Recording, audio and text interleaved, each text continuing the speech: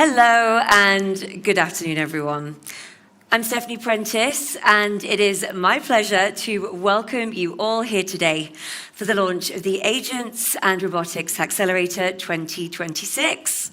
Thank you, everyone that's come along today and joined us, and to those of you who are joining us online. For anyone here that wants to get on the Wi-Fi, go to Plexal, guests and visitors, and just follow along from there. So today marks the next step of the HackXelerator mission. These are events where the speed of a hackathon meets the focus of an accelerator, and we see builders, companies, and platforms join together to create opportunities. Today, we're learning more about the AI opportunity and how your ideas can move beyond theory and into real solutions that can solve those real-world problems. Now, this event is all about connection. So for you builders, we want you to get to know each other and really learn from each other and from the experts about how you can empower yourselves in this space. For the companies, get to know some of our builders and explore those future collaborations. For those of you joining online, please do submit your questions and we'll get to them as we go along. We are very excited to bring together this amazing mix of developers, researchers, creatives, and students, as well as those industry leaders, all focused on one mission, and that's shaping the next generation of intelligent systems, as well as the thinking that will define how these technologies can evolve. So whether you're here to build, to collaborate, to recruit, or to be inspired, we really do want to hear from you. So please think of those questions and you will get to ask them as we get through today's event. So lean in, meet someone new, test those ideas, and try and have some fun. We're going to get started with a quick word from James here at Plexal.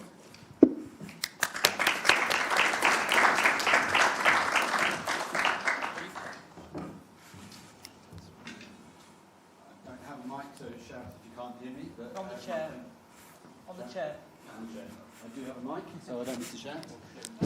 There we go. Actually, I'm not actually going to do a lot of speaking because I wanted to share with you a video, actually, which kind of, I think, really encapsulates kind of why Les and the team at KXSB have brought you here to the Olympic Park here in East London. It's quite a special place for collaboration. We heard about connection and the importance of connection across different parts of the ecosystem, and that essentially is the heart of why Here East exists, and particularly its sister company Plexal, which I'll talk about after the video. It's quite long, but I hope you'll enjoy it because it's quite inspiring. What if your workspace wasn't just a place, but a platform for whatever you imagine? A launchpad for invention, a stage for collaboration, or a lab for experimentation. We're trying to create something very different. When we came to Here East, it was so much more than we thought it would be. You can take a big idea to somebody and they get it and they want to help you make it even bigger. It feels like the future. It feels very much of East London, and so this feels like the right place to be. Unlike anywhere else that I can think of in London on the scale. Here East is more than a space. It is a one-of-a-kind volume. It's where the impossible starts to feel inevitable, where ideas scale and ambition finds room to move. So this exhibition Umbilical is at Here East for the moment before it ships out to Tasmania. Is there something about Here East and this area that speaks to you in some way? Here East is an amazing endeavour. The scale of the units is extraordinary, and trying to encourage this creative enterprise on this kind of scale in Hackney and Stratford is amazing. We need a space of a particular shape and size, and Here East really represented for us a blank canvas. Here at Here East, we have a completely unique new museum experience, which is basically designed around the stored collection.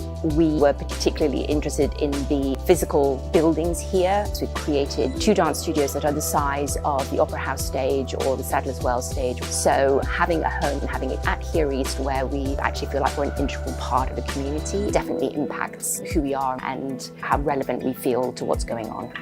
Because when you have volume, when you have freedom, you can think bigger, collaborate wider, and build faster. The space that we have here allowed us to have large-scale fabrication spaces, robotics, manufacturing, as well as tapping into the other tenants that we have in the Here East complex. We love innovation, collaboration, and community, and we see these threads as being incredibly important. And we do that through meeting with different tenants here, through scholarship programs that we have, through partnering with the 4 growth boroughs. That freedom sparks entrepreneurial energy, where bold ideas are tested, shared, and scaled. From creative thinking to creative spaces, from one idea to the next breakthrough. Here East connects people, possibilities, and purpose at scale. Everything that we do is about trying to drive people to meet their next collaborator, to meet their next inspiration for how their product's going to change. The energy here is different elsewhere in London, but you feel it in how the eclectic groups come together, where a student, a technologist, a professor from a university or a civil servant walk past each other and they do this double take. We're looking for partners who really want to change the world, make it a better place. And at Here East, that's what you've got. You've got a bunch of people who are just trying to create change. We are a tiny startup. We are developing handheld robotic devices that can allow surgeons to perform delicate maneuvers to remove more tumors safely and precisely. You look at East London, one of the youngest, most diverse demographics of anywhere, not just in Britain, but in Europe. And then you look at the level of creative dynamism that is particular to this place. And it's something very special. Evolve with Next Generation East. The movement is undeniable, where 7 universities, major cultural institutions, and hundreds of startups converge. Here East is at the intersection of Hackney Wick's creative legacy in a rising cultural district. A new generation is ready to build what's next. I just see the future being really, really exciting, not just for the people here on the campus, people who live around the campus and will benefit from businesses and the jobs we're going to create on site, but also for the people who work here and the opportunities we can afford them more internationally and globally. It's easy to say to anyone, come to Here East. I mean, as a location, it just feels like London itself has moved eastward, and that this is now the new epicenter. The minute we landed at Here East, it felt like home. We're not just in a building, we're in a creative campus that is a complete picture. Here East, created scale with expansive workspaces and unexpected collaboration. A shared love for creation and production. Ideas that start local, influence nationally, and echo globally. Here East is London's unconventional campus. Find out more at hereeast.com/impact.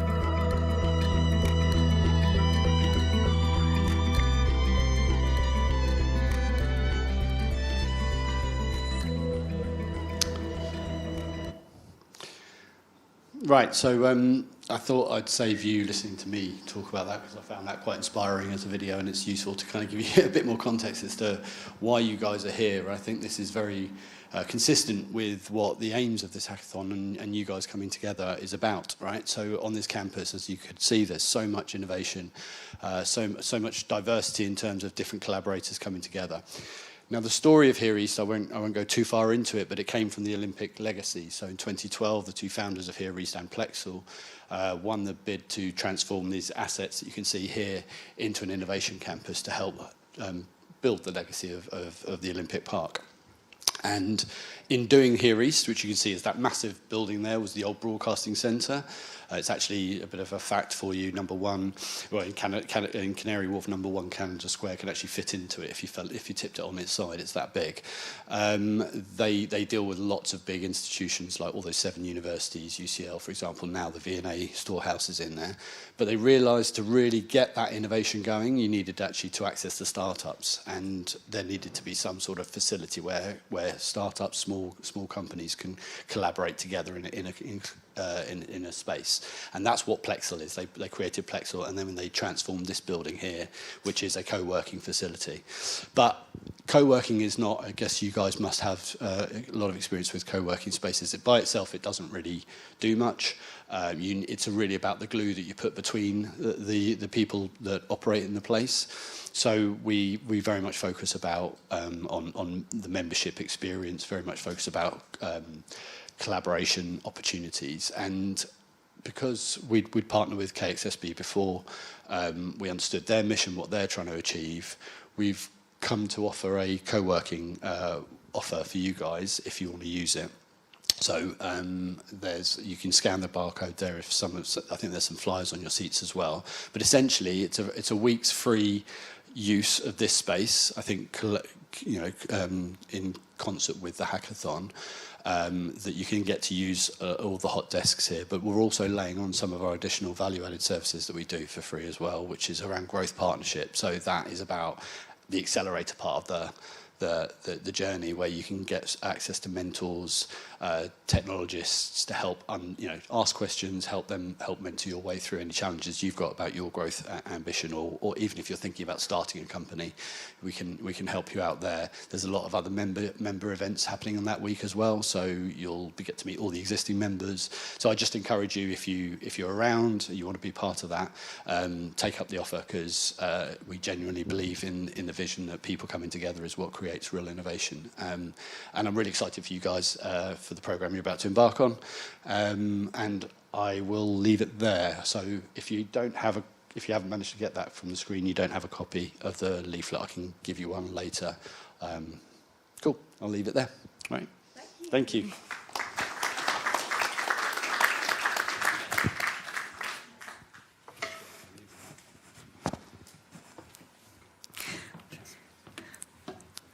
Well, thank you for that, James. Some good information there about where we could collaborate. Let's move on to the how.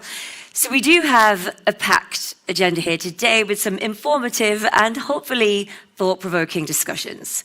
To start, we're going to hear from some of the KXSB team on how today will all work, starting with George Heiter.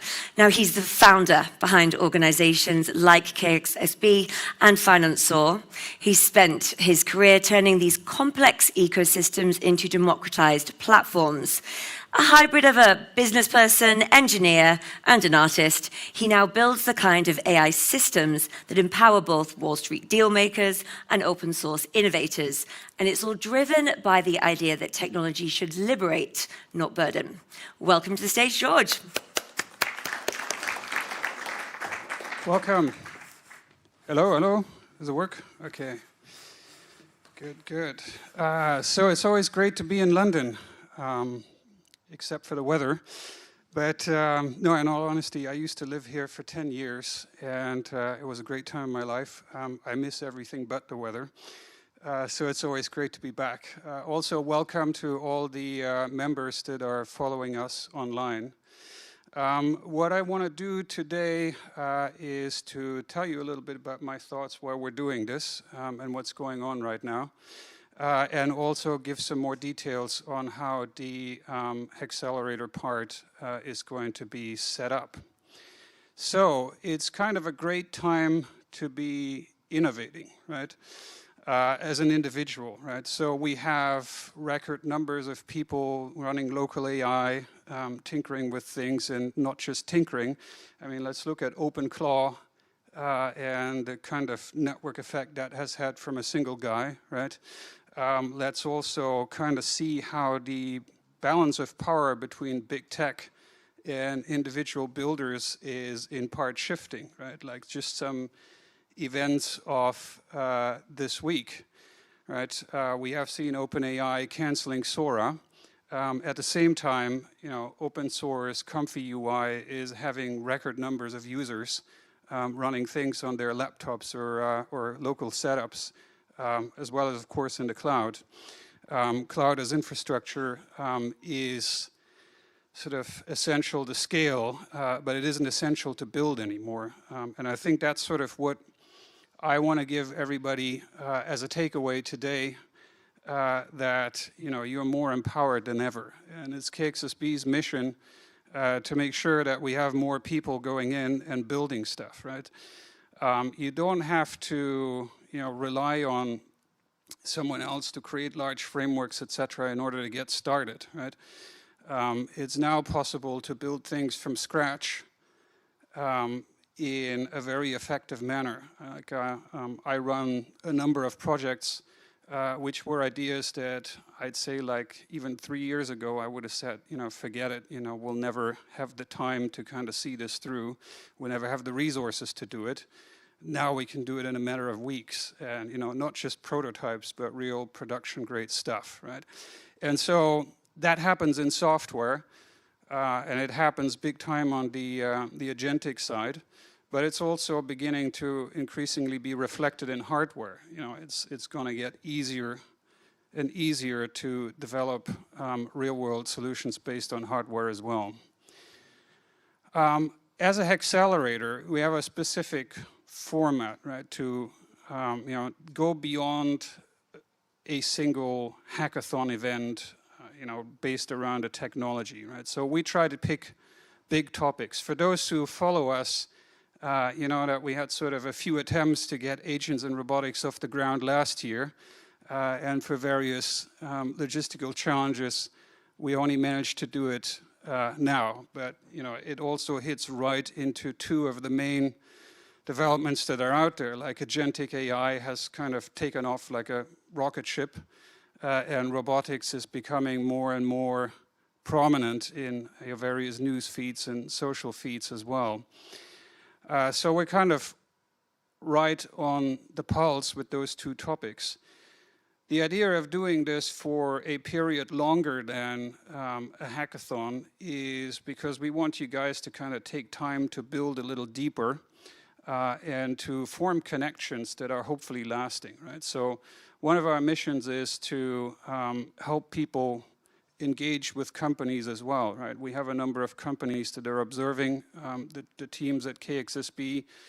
They're looking for opportunities to, fund projects, to hire teams, to contract things out that they're wanting to do, and this is a great chance to showcase your skills. In terms of the missions that we have for the Accelerator, there's basically 4, and it's kind of a continuum, right? So we start with mission 1, which is agents and multi-agent systems, which doesn't need much introduction, but it's pure in-the-box stuff for most of it, right? We're trying to automate, the use of computers and software and interfaces to other systems. Mission number 2 is where we get into the hardware and the robotics side of things. So anything from sensors to drones, to humanoids, to whatever thing you want to animate in the physical world belongs into mission 2. And so it's really like, how can we build stuff that can actually be implemented? Now I know that hardware is still sort of a challenge in order to get access to all the equipment or cores that may be needed to build stuff, but you can do lots of things in simulation. So in a way, building it in the real world is kind of like an advanced step, right? I'm proud that we're partnering with Vultr and NVIDIA, who will make a lot of GPU compute available that should help those that are looking at simulating robotics as well.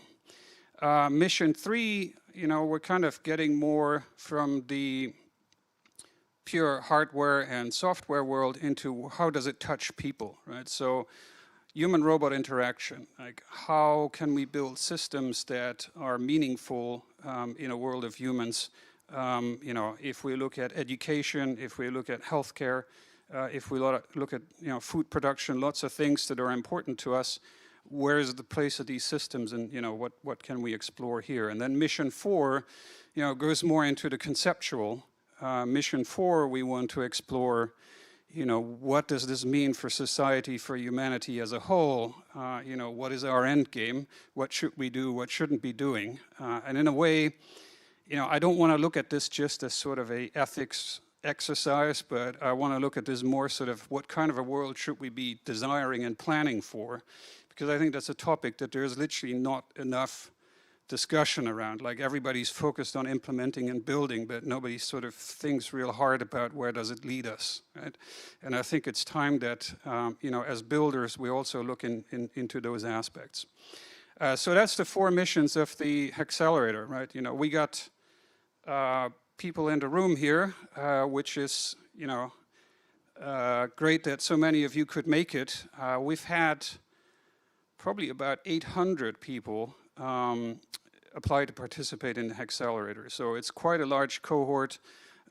Look on Discord as the main collaboration platforms. We introduced these nice builder cards where you can give away some of your things that you're passionate about or your skills and talk to people, right? It's great to be able to form teams that maybe aren't just all in London, but are spread around the globe. And also for the people online, you know, reach out to the teams here. One thing that I want everybody to consider, if you're on our Discord server, we have a live stream channel, so it's just a general voice channel. You can tap in at any point in the event, you know, just stream some stuff of what you're doing. We have a number of people hanging out there and watching. And, you know, the same for people online, you know, just stream some stuff in terms of what you're doing. We're trying to record all the goings on Discord too and try to make a nice little montage of interesting bits afterwards. Okay, a few more details about the AR26. The deadline is the 10th of April. So we're kicking off today.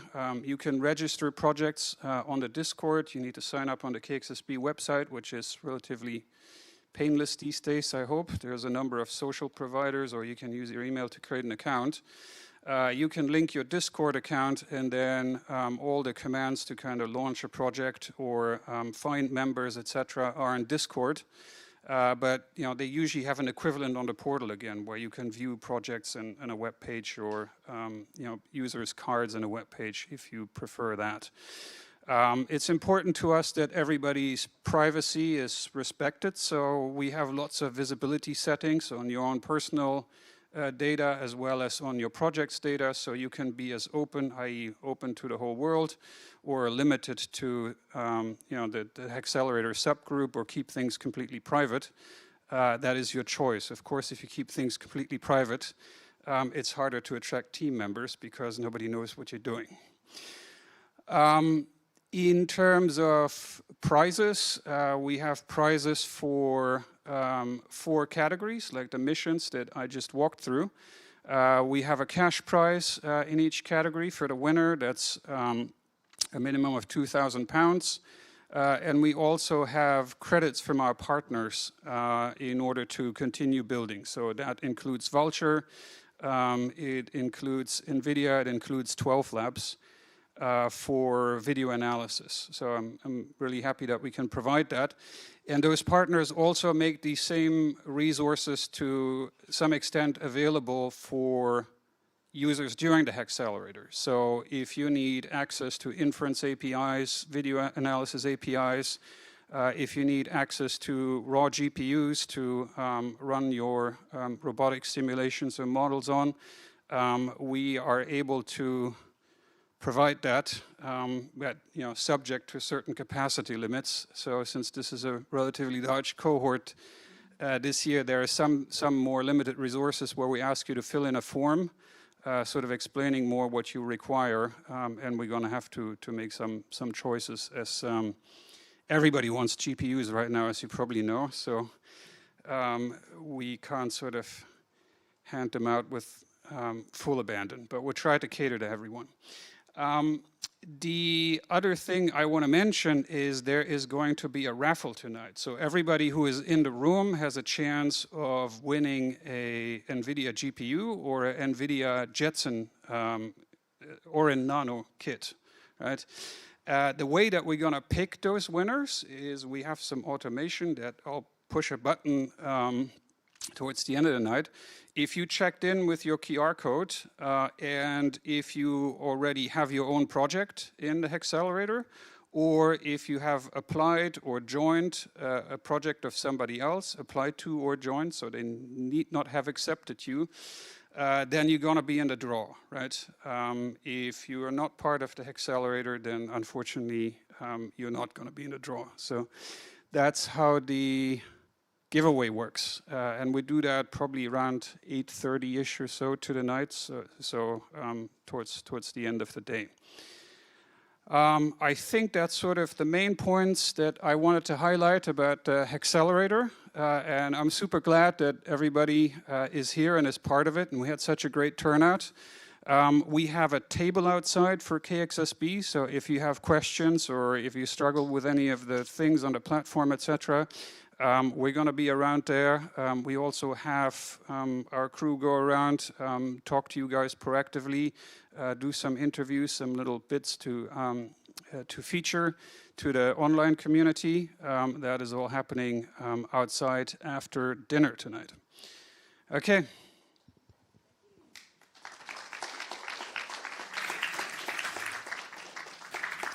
So I believe this one chair. Thank you, George. Yep. And as George said, he'll be around. If you have any questions, go and find him outside. Next up, we've got another big hitter. It's Kevin Cochrane from Vultr. Vultr is a global cloud infrastructure company specializing in building and scaling some of the world's largest AI factories. It's a premier cloud partner with NVIDIA, and the focus is on enabling developers wherever they live or work to build the future. At Vultr, Kevin's focus is supporting the developer community here in Europe. That's you. And he works with NVIDIA and KXSB. So welcome, Kevin.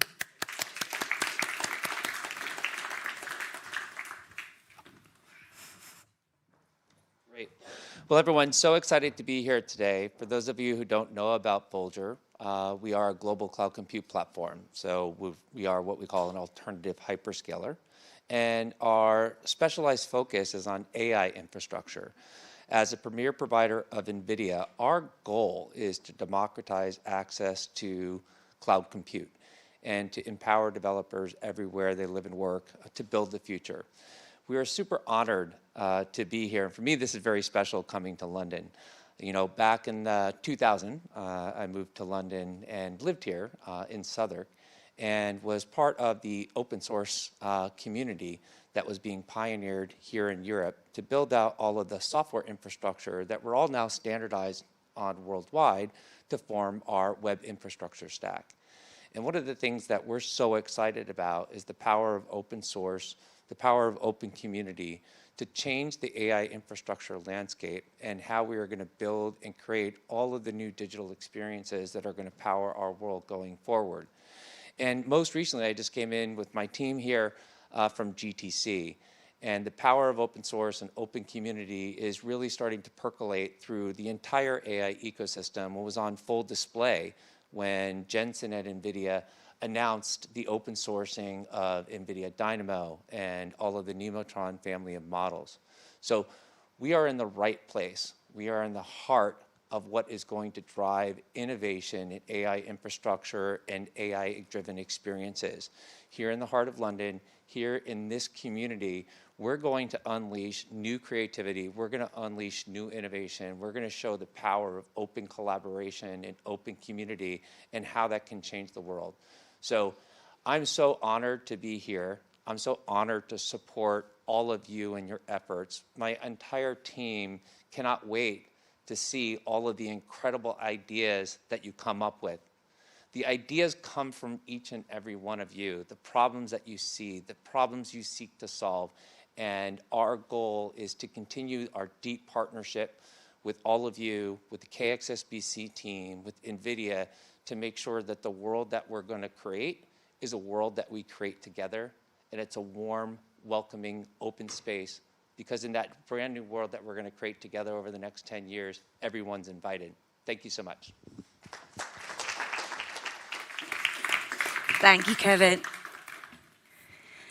Now we have another brilliant founder. It's Paul Dowling from KXSB. He's had a long and varied career. He's been a salesman, management consultant, founder, and he's an artist. And he specializes in building ecosystems and communities for companies of all sizes. Paul has also run accelerator programs in AI health, food tech, and quantum technologies. Let's welcome Paul.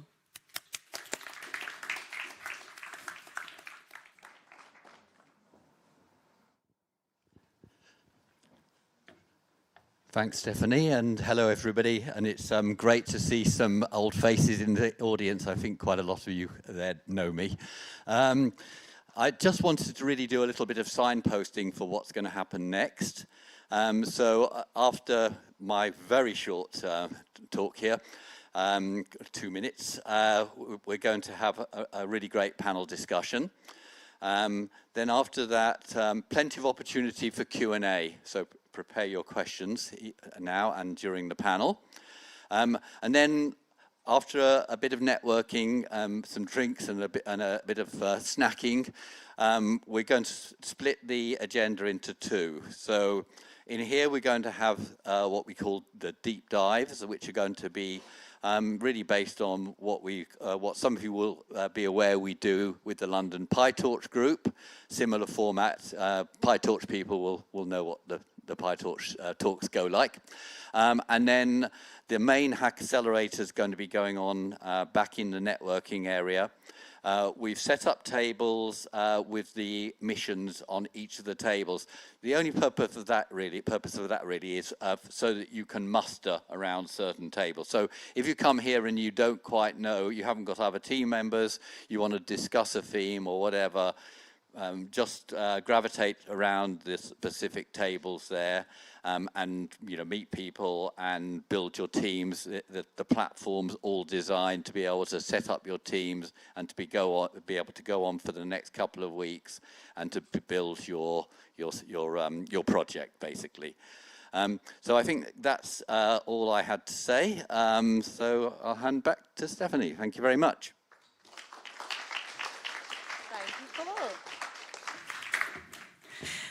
Right, so before we do get stuck into all that fun building stuff, we have put together an expert panel.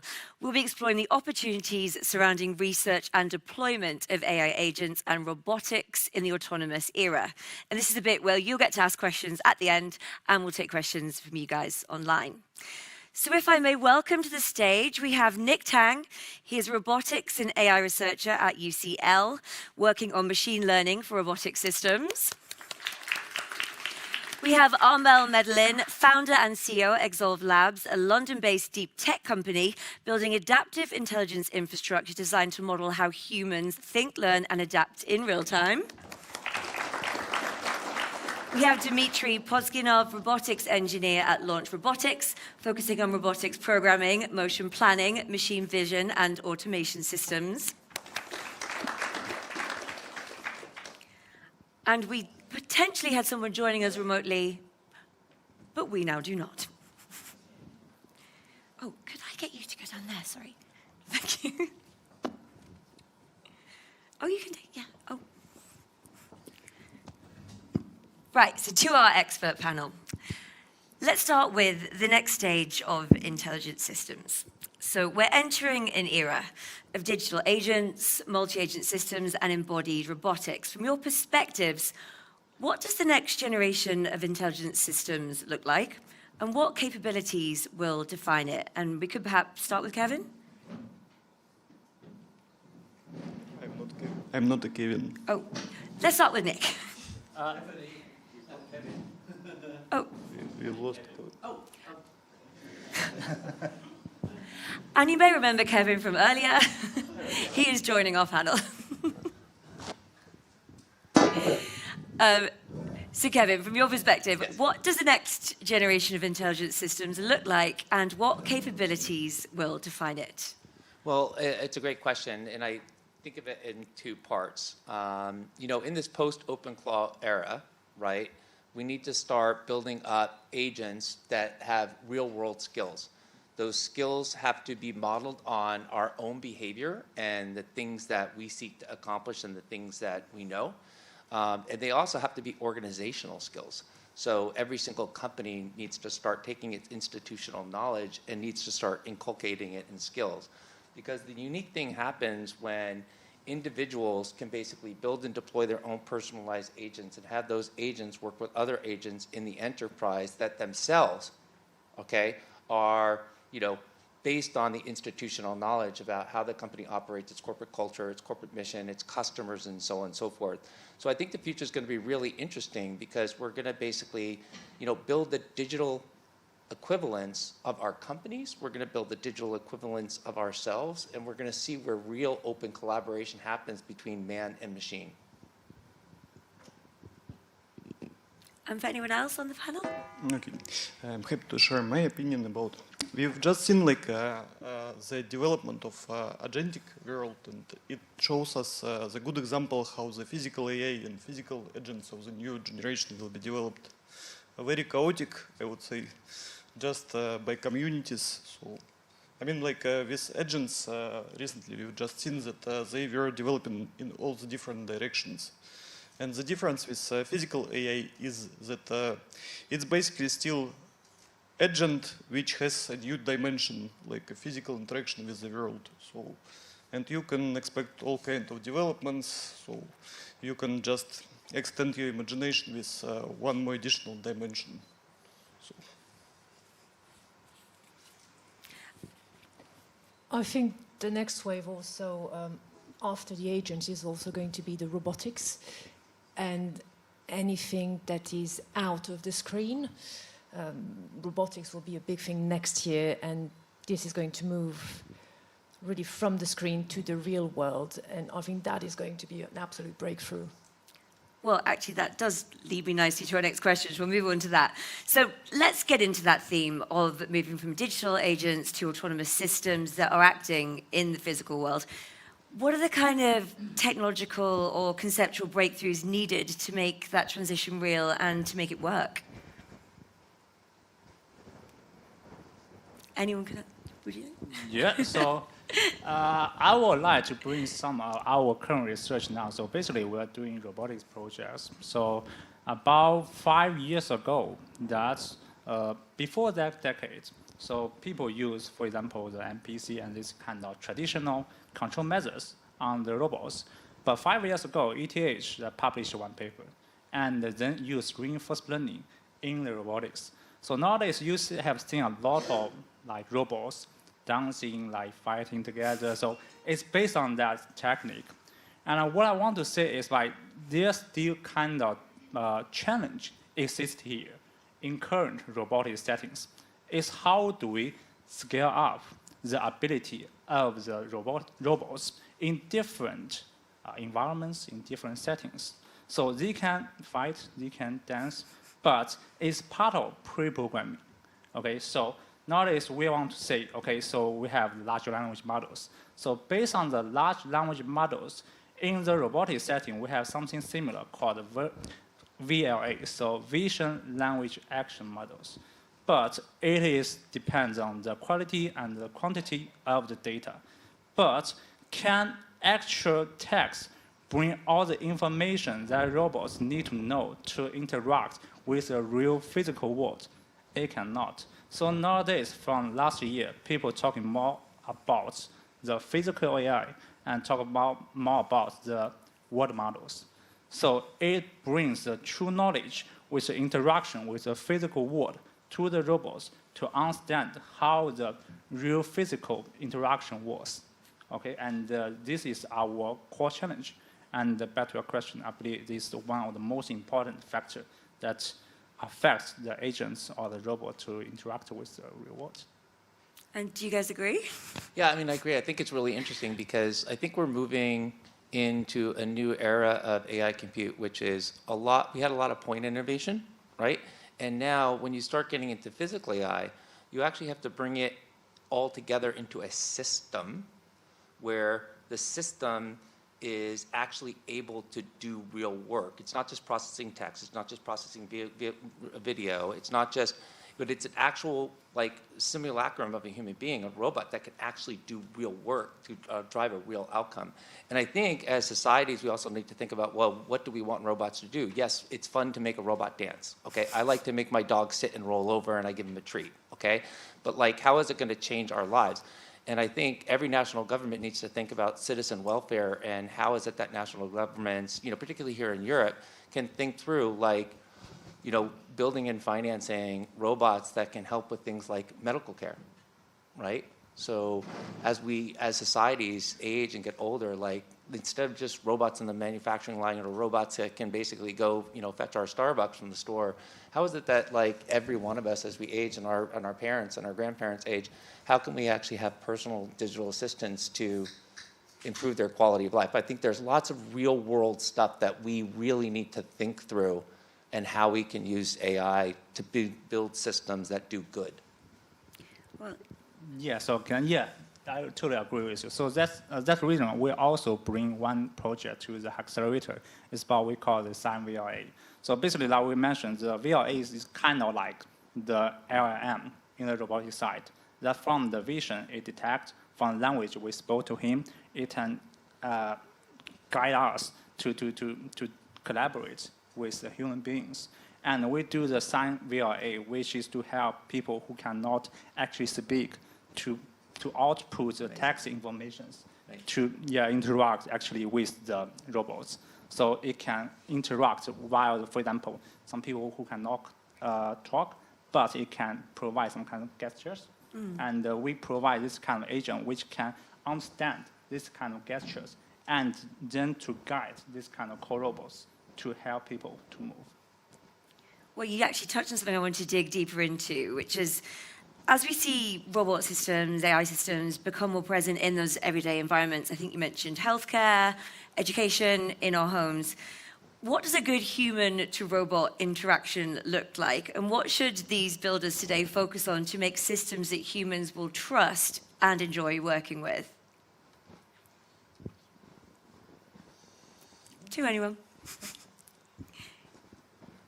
I need 30 more seconds to think about. Okay.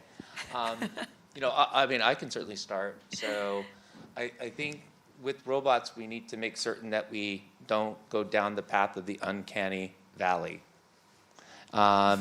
We need to make certain that we don't try to make robots so human-like that we start to fear our own humanity and what are we really, right? So I think it's okay if robots look and act like robots, right? If they are able to interact with us in a way that understands our intent and that can help us in our daily lives, that's what we need. So when the robot is something that we can identify as a robot and can do things that we need them to do and be a companion in our life and help us, that's great. Again, I'll bring up my dog. My dog is a dog. It looks like a dog, it acts like a dog, but it's my companion. I love my dog. I do everything with my dog, right? And my dog, it's a golden doodle, so it's very empathetic and can understand my emotion, if I'm happy, if I'm sad, and it lifts up my spirit. So let the robot be the robot, let it look like a robot. Don't go try to make it a human being and make it go down the uncanny valley, because then we'll fear it and, we won't like it. And you think that's something that these builders should bear in mind, maybe? Yeah, like give the robot a look at KXSB. That's a robot. But it's super cute. That logo, embrace the fact that it is a machine. But it's a machine that's, our companion. It's going to do great things for us. But, let it be a robot. Don't try to make it a human being. Anything else we should bear in mind? Yeah, I have an answer now. Why do we use that much agents or AI in general? Because it extends our skills and provides us some superpowers. So I would say with robots or physical applications, it's going to be one of the factors as well. Once it will provide to some people some superpower of whatever action, remote action, some additional capabilities. So I guess people will start to use it way more. And I guess touching on a separate but linked aspect. So we can build systems that can plan, reason, collaborate, and appear autonomous. From a philosophical perspective, let's get into it. Yeah. How should we think about agency in those AI systems and, of course, the responsibilities that come with that? Well, when we talk about agency and AI, the first thing to clarify is that acting and being responsible are not the same thing, because AI doesn't have its own purpose, humans do. So it has what I'd call operational agency, can act, decide, execute, but it doesn't have moral agency. So when we talk about AI agency, we're really talking about us. We are the ones deciding what it optimizes for, what it learns from, the data, what it's rewarded for. There's an analogy I like from someone called more gored at is he's saying that we're raising Superman. So it's a system with enormous powers, but completely shaped by how we train it. So teach it to protect, it's becoming a hero. Teach it to harm, it's becoming a villain. I highly recommend looking him up. And that's the point. It's not about the system being good or bad. It's about what we build into it, and often very, very early. And honestly, it's not always with enough reflection. And it's an engineering decision. It's not just engineering decision. It's really a parenting decision. Yeah. And I want to build on that. You're 100% right. There is no moral agency in any agent, right? And it's all about what we as humans do to program it. And I want to give an example. We were at a conference, and there were all these like humanoid robots running around, and you thought it was really cool, right? But one of these humanoid robots was trained to be like a karate fighter. Okay? And, you know, it would go up to you and it would start sparring with you, right? And it formed a big, huge circle of people to watch it. And this robot went aggro. It beat a guy up. Oh, my God. And the guy couldn't get away from the robot because the robot kept chasing him and punching him. And he was like, that hurts, in front of like 60 people. And no one could do anything. And it actually, and I'm not fearful of technology. I was fearful. I didn't know what to do. I didn't know how to help this guy, but he couldn't get away from this thing. And then you know what I saw? I saw the actual person that had brought the robot and that had trained it. They were laughing in the back. And then I had to go up to them. I said, power that fucking thing down. Yeah. Right? This is crazy. So to your point, the human beings that trained that robot did a really bad job. Now, they should have trained it so that the robot realized that if the person was walking away and saying help, that it should have just stopped what it was doing and realizing that it wasn't time to keep hitting the person, right? But it wasn't trained to do that. It was trained to just hit. So there was a massive moral failure on the part of the human beings. And you're right, the robot had no agency. The robot was just executing tasks, right? So I think for all of you, when you think through the agent you're building, remember your moral values and how do you inculcate that into the systems that you're building. I think you mentioned parenting earlier. You're saying be a good parent. Be a good parent, to your right? tech. It's actually an incredibly brilliant analogy. You can raise a monster or you can raise a moral, upstanding, kid that contributes to society. What do you want to build? Are you going to build a monster? Please don't build a monster. I saw a monster in action. It was It sounds unpleasant. like it. Do you agree? Yes, I would say from 2026, so robots still have a long way to go to be the real weapons. Although we have already seen some news that there are some kind of military-used robots. But I totally agree that we need to control the use of the robots.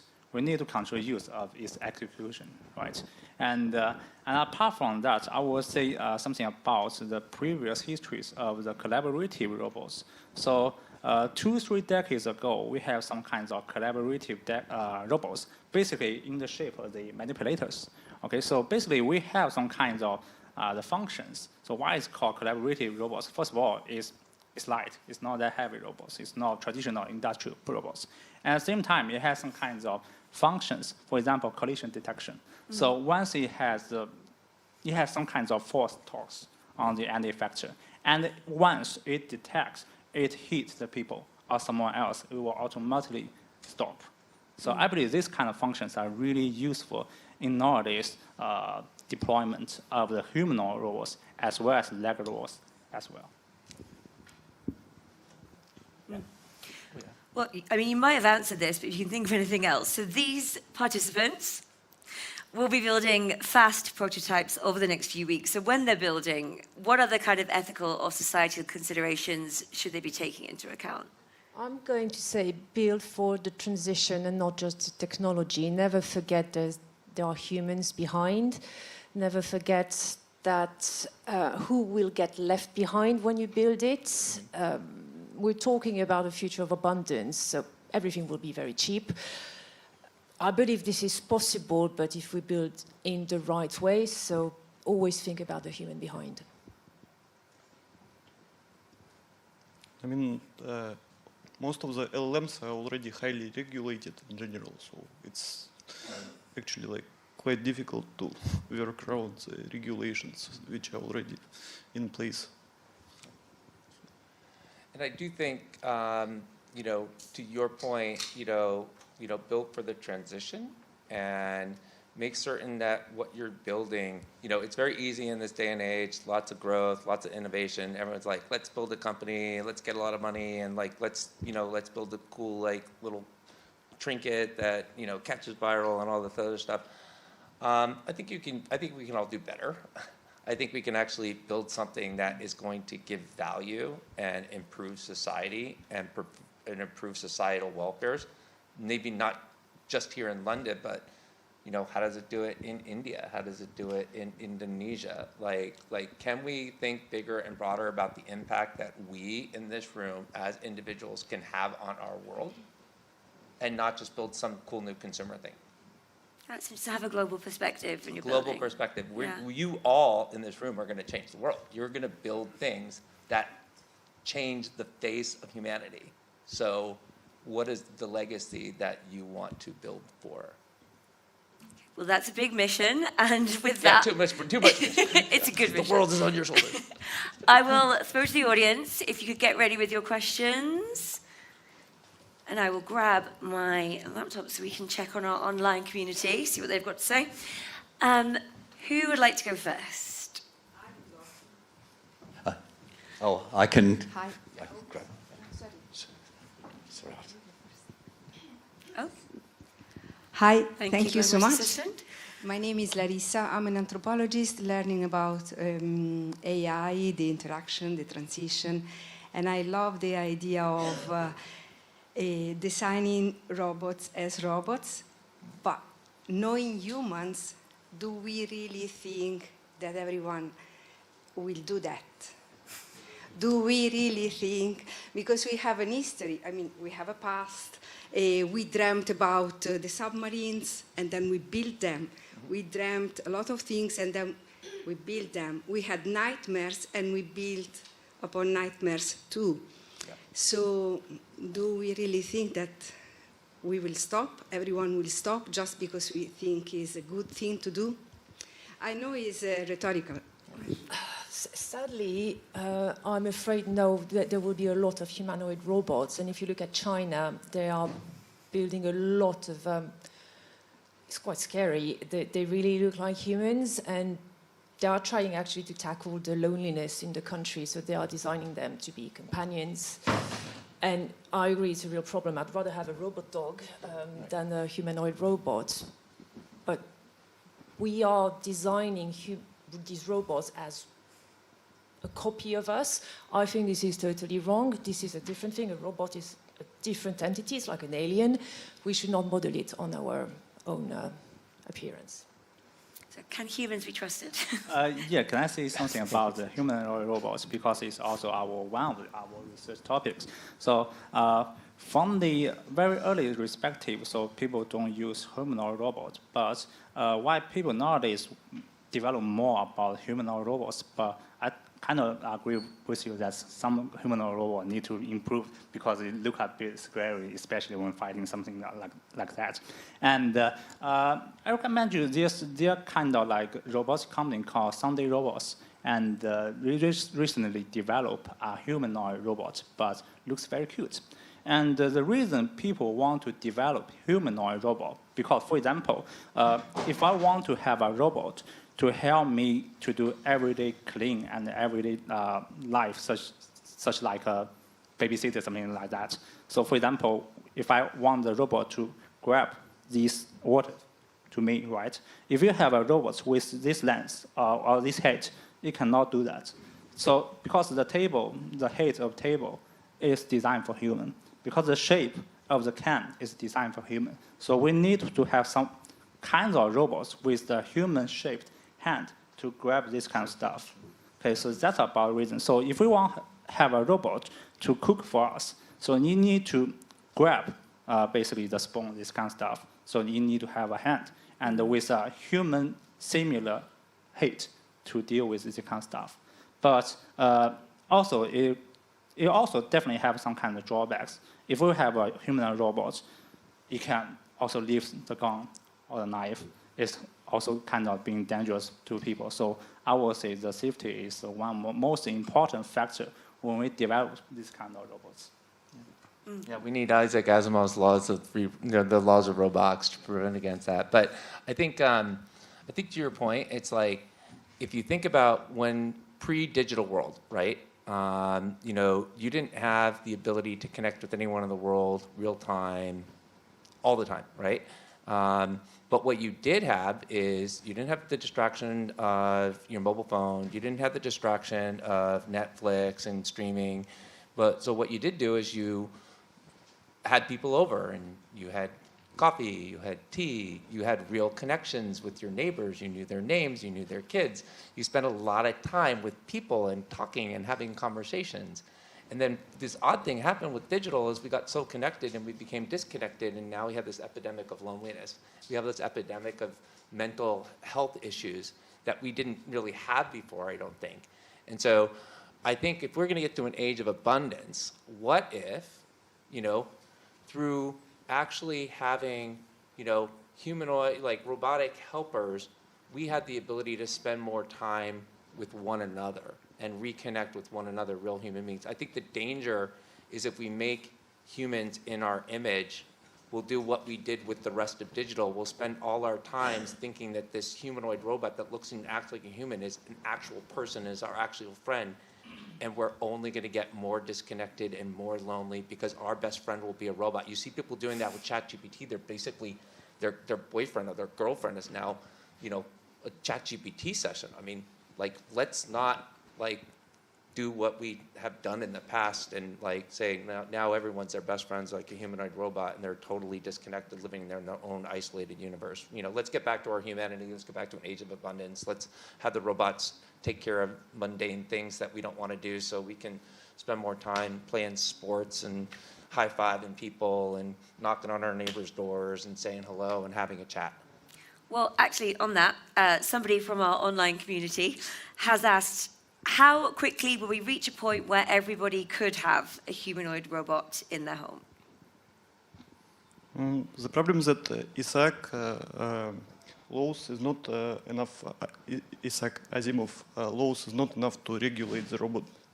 So when you implement any robotic system in industry, you need to pass CE marking, risk assessment. You need to install enough safety measures to keep it running next to the people. So Isaac Asimov laws is just a set of the prompts currently, which kind of asks robot to behave good. Right. What is that? Right, exactly. Yeah, but yeah, at the point of time when the robots will stay and work next to the humans, there will be some very good shaped, restricted set of rules and regulations which will allow to deactivate them immediately, will define what is possible, what is not possible. So yeah, it's not on the place currently, but yeah, coming in some future. Apart from the rules, well, the robots are ready to be shipped by the end of the year. With the first beta users, it's going to be a bumpy ride. I think we are overestimating. If you see the numbers, they're estimating that robots will be in houses in the next few years. I think it's an absolute hype and overestimation. These companies are not realizing the trust that needs to be built for people to have these in their house. And I think that's going to take much longer than what they say. Yeah, I totally agree that trust is something important. We have seen the news, the autonomous vehicles without any human interaction has run from the west coast to the east coast in America in a successful way. And the human robot need a really bigger trust from the humans to accept it. And I want to say something more about the technical development perspective. So nowadays, some kinds of robots, especially not to say totally humanoid robots, it's like half humanoid robot, but it doesn't have the legs, but with the wheels. Okay, and it's already being used in some kinds of factories, warehouse, and it will be widely being used and deployed in 2 to 3 years. But if you want robots to deal with your everyday life, like we mentioned, is not a simply transformation from the large language models to the vision language action models. So it needs a new wave of the breakthrough of the digigram. So, so from the people's estimation, it needs at least 5 years to have this kind of next waves of the technology breakthrough in the robotics industry to have it in this kind of like everyday lives text. Okay, Yeah. so not anytime soon. Should we go to your question? Yeah, I thought I saw a related question. Was yours a related question? You had your hand up.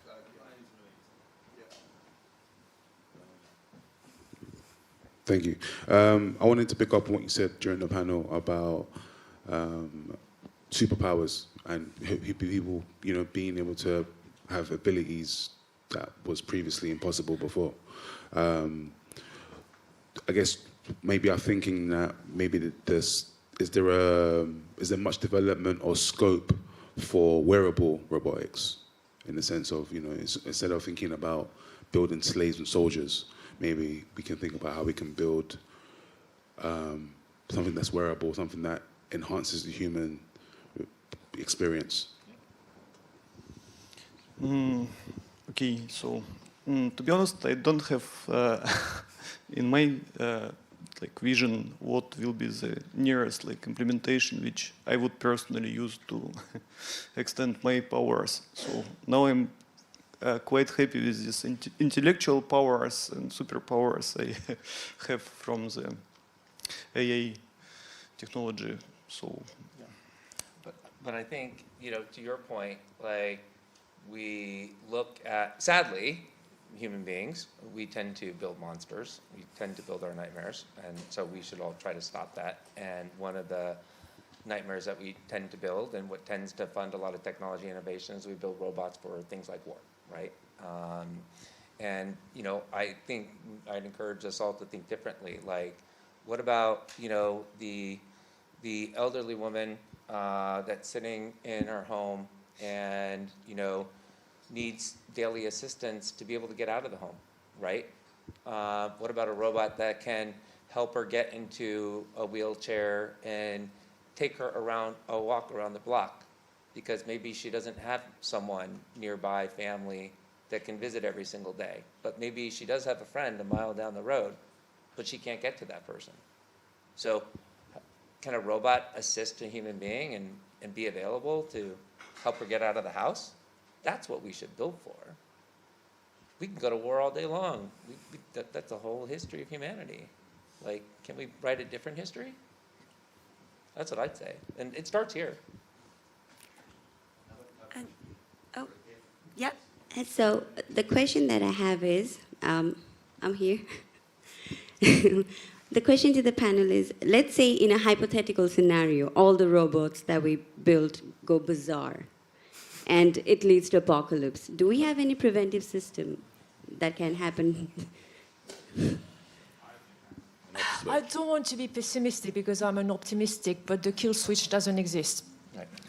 It doesn't exist. You run it on your computer as a local model. It does not exist. However, the robots will all have at some point their own local model. You will have everyone on their computer still your local model. The chances they all interact together is quite low. I'm an optimistic. I think this will not happen. it's basically a very famous topic in fantasy books that by the point of time, we will have a lot of robots. AI will be so clever and intellectual that it will break all the back doors. So Terminator 1, for example, or Dan Simmons, for example. I'll just point out as well, there's a lot of, if you watch all Hollywood movies, if you watch the news, there's a lot of scaremongering, there's a lot of they will kill us all, and what about the positive news? What about what AI and robotics are doing in the world? You were talking about robots helping society. There are robots that are being built to actually help these people being in elderly houses. That's great. It does exist, but you don't see it because it sells way more to show you a scary movie or to show you a scary news in a newspaper. Yeah. And I also am an optimist. I don't think that scary future will actually happen unless some nation state builds like an army of robots to go, to go do bad things. And it comes from simple things. They're not humans. They don't have souls. As human beings, we have empathy, and we seek connection to other human beings. We form bonds, right? And those bonds are what enable us to do things like form societies, distribute work, collaborate, and do new things. At the end of the day, robots don't have that. They might be able to interact with them in some sort of manner to achieve a certain outcome, but at some point in time, like if the robots are gonna like conspire together and plan to take over the world, they actually have to have the core, I believe, the core essence of humanity, which is they actually have to be able to understand, like, this is another person like me, that we have a shared goal, and then we're going to connect and work together across any problem space to achieve that goal. I just don't think robots will ever get to the point where they have the ability to truly connect and collaborate as human beings. I think we're unique. Thank you. Thank you so much for the answer. My name is Saminu Salisu. I'm doing research in the intersection between AI and security. Follow up to that question, increasingly we're bringing in this robots into our homes. This is a whole new attack vector because you have cybersecurity, which is digital. This is physical. A hostile nation can essentially take over a physical thing that's living in homes, and it's really close. And increasingly, you can build robots these days, not from the big labs, but you can have your own 3D printer, open source systems, and you can just bring them into your home. So increasingly, you're opening up a whole new attack vector for people. We've had cybersecurity problems where the bad guys are always ahead of the good guys. Yeah. And it's going to be the same thing for the physical world, because it's a whole new attack vector. And I believe this is something that needs, I know I'm optimistic as well, but the bad guys don't really care. So they will do as much as they can to see how they can break the systems. And I feel like when that happens, it's probably too late, or there needs to be, just as the person asked before, there needs to be some system in place. I don't know, there is a problem there, and I would love to hear, I know you've answered some already, but I would love to kind of hear if this is something that you're thinking about, apart from being optimistic, if this is something that needs a national policy, if this is something that nations need to be worried about. I mean, I could start. I mean, I think I have no idea what the answer is, but you are 100% correct. The history of compute is that security always is an afterthought. Every wave of innovation, the innovation goes out, we move fast, we break things, and then we figure out the security risks associated with it, and then there's patching. I mean, still to this day, the World Wide Web and email, like, we're still patching it. Like, it wasn't built, like the whole notion of the internet wasn't built with security at the core. Security was not a first principle. Remember, the internet was trusted academics sharing information between universities, right? There was no security in the internet. There was no real security in email. There was no security in HTTP, right? We're still patching it. So I don't know what the answer is.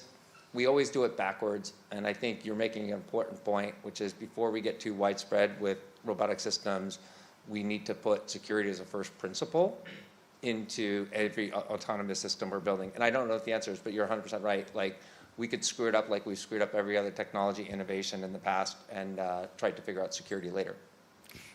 So I think we've got time for one more question before we can head outside, continue the conversations. I think we're going to take one from the back here because we haven't been moving backwards enough. But and we're going to take one from the back there. Yeah, so I will be short then. Who from the panel uses ChatGPT? Okay, so basically... Amongst others. Yeah, so, the recent events, Sam Altman partnered with the US Army, and he's also going to spy on Americans, and a lot of people start uninstalling ChatGPT in the way to protest against Sam Altman kind of using this technology to kill people. So would the panel agree to stop using ChatGPT? I'm going to say yes, and I'm building my own model, my own local model, so that the goal is to have my own local model with all my knowledge being secured and with my private data. So yes. Yeah, I would say that's one reason I recently transferred to the cloud. Yeah, because we're seeing the actions from the cloud and the news about that. And actually, but I somehow understand what you're talking about is that, so should we stop the development of a technology if it has the potential to be harmful? So I would say internet has the potential to be harmful as well as AI agents. And should we just stop developing them? I believe the answer is no. I believe it also applies to the robot development. So like the example I said before about the co-robots, we have some kinds of functions to avoid the collision to the people. And to the future robots, we also can do similar kind of settings. For example, I believe there's a movie called iRobots, last century, right? It has 3 basic rules for robots to stop being harmful to the people. We can set this kind of hard backdoor rules to robots in the future. It can be one of the guidelines for developing this kind of robotics in the future. But I don't want to say because it has a potential to be harmful to the people, so then from today we start using it. Because the OpenAI or this kind of large language models has the ability to assist the military powers. So we stop using this kind of AI agent or large language models from today. And I think that this is also, the power of open source and open community. And as a community, we need to continue to develop new models that can be easily deployed so that we can own our own AI. Even myself, I'm currently using, NVIDIA NemoCloud to basically build my own personal AI assistant. It's going to be my own AI. So I'm going to be just talking to my own AI, running on my own local cloud-hosted service, obviously on Vultr, because it's easy to deploy on Vultr. And I encourage you to just go to build.nvidia.com and click and install NemoCloud. But yeah, I want to own my own AI. I want it to be deeply personal, and I want my history to be maintained by myself, and I'd encourage others to do the same thing. Wonderful. Well, please join me, everyone, in thanking our panel. Really interesting. And you can, of course, continue those conversations outside. There'll be refreshments out there, and we can all start that creative collaboration. Just very quickly before you go, don't start working on the long tables because that's where the food is going to appear. So if you want to work, use the metal tables and network. Anyway, see you out there now. Thank you.